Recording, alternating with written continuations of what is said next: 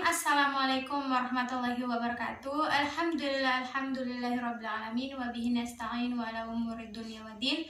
Wassalatu wassalamu ala asyrofil anbiya'i wal mursalin wa ala alihi wa ashabihi ajmain amma ba'd.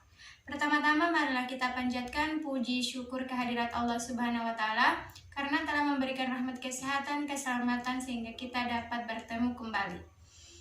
Tak lupa pula salawat serta salam kita aturkan kepada Nabi kita, Nabi Allah, Nabi Muhammad SAW. Ya, perkenalkan, nama saya Fauzia Samuel dari kelas B semester 2.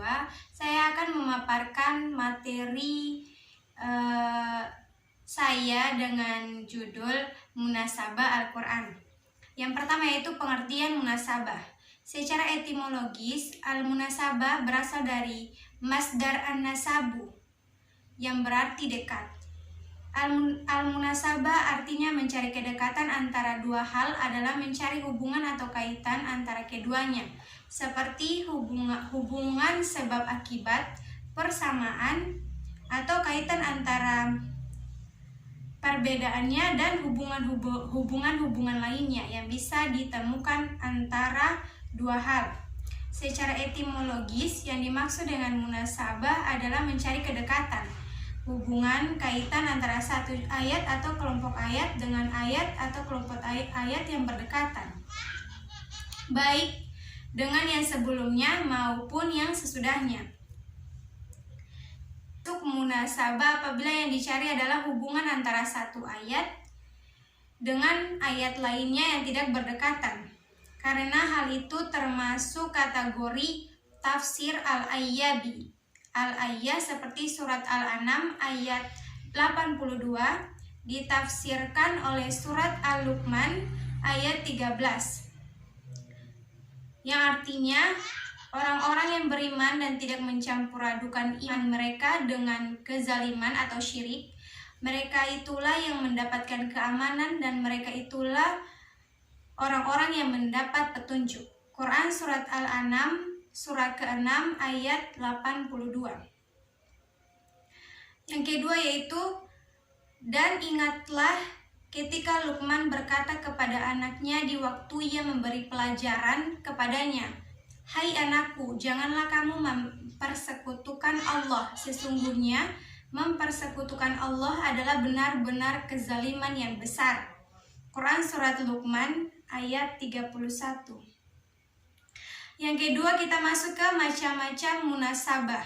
Yang pertama, munasabah antara satu kalimat dengan kalimat sebelumnya dalam satu ayat. Contohnya Quran surat Al-Baqarah surat kedua ayat 195. Munasabah antara satu ayat dengan ayat sesudahnya. Quran surat Al-Ma'un.